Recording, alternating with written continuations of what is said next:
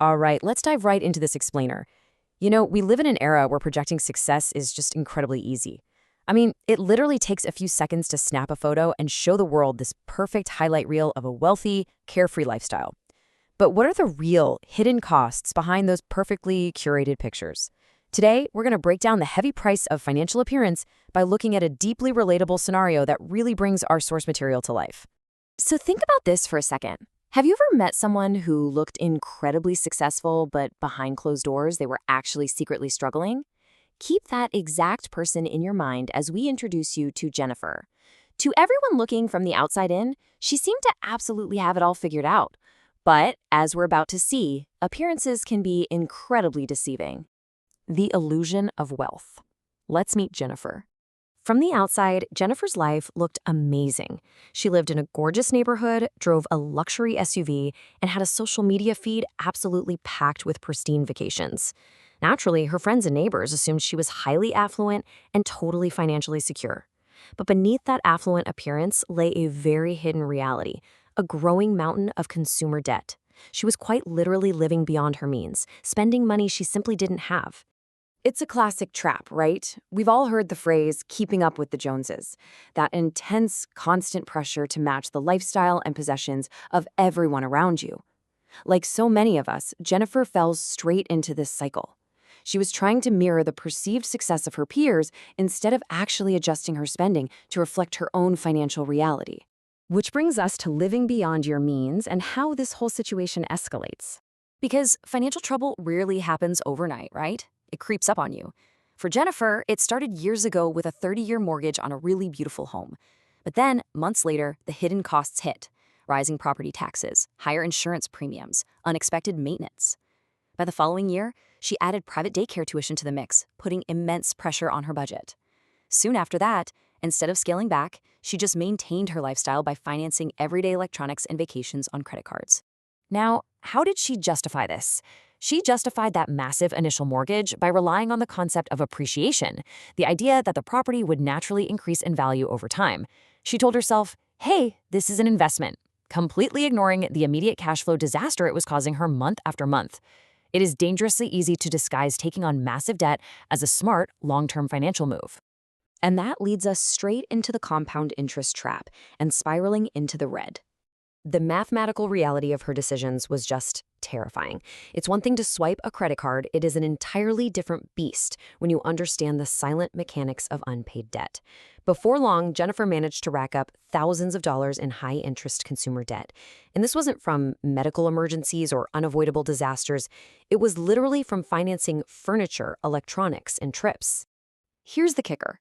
Because of compound interest, her regular monthly payments were essentially vanishing into thin air. They barely even touched the principal, the original amount she actually borrowed. The balance wasn't just sitting there. It was actively growing and accelerating away from her. Even though she was responsible enough to make regular payments, it was like she was sprinting on a treadmill just to stay in the exact same place.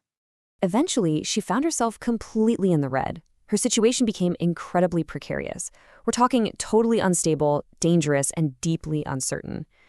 She felt completely overwhelmed by her financial obligations, actively losing sleep, and profoundly anxious about her family's future.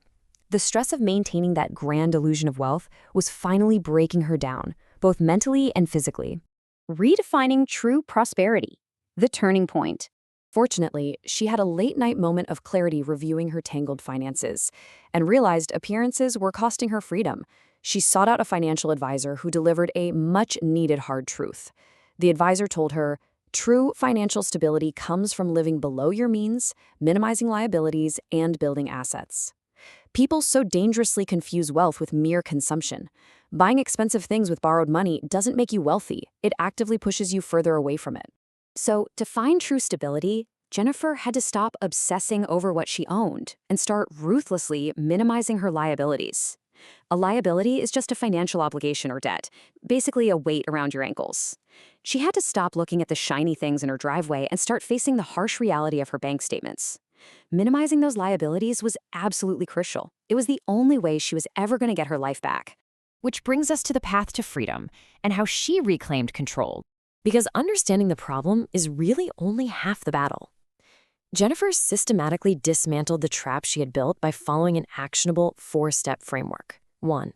Adopting a frugal lifestyle. 2. Creating a realistic budget.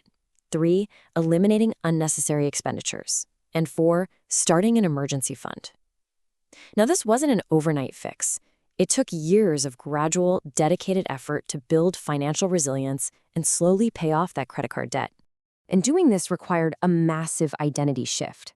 She had to become genuinely frugal, meaning careful with her money and entirely non-wasteful. It meant cutting out those unnecessary expenditures that were previously just for show. No more keeping up with the Joneses, and actively saying no to the luxury vacations and constant upgrades that used to define her social image. She essentially traded the appearance of wealth for actual tangible freedom. Jennifer's experience is just such a great reminder that financial success is rarely about getting lucky. It's the security created through a recipe of intense discipline to stick to a budget, the foresight to plan wisely for the future instead of just living for today, and responsible decision-making every single day. Prosperity just isn't measured by what you own, but by the true security you build behind the scenes. So as we wrap up this explainer, I really want to leave you with a provocative thought to consider regarding your own life and budget. Is your pursuit of appearance costing you your financial freedom? It's kind of an uncomfortable question, right? But honestly, answering it, just like Jennifer did, might absolutely be the best investment you ever make in your future.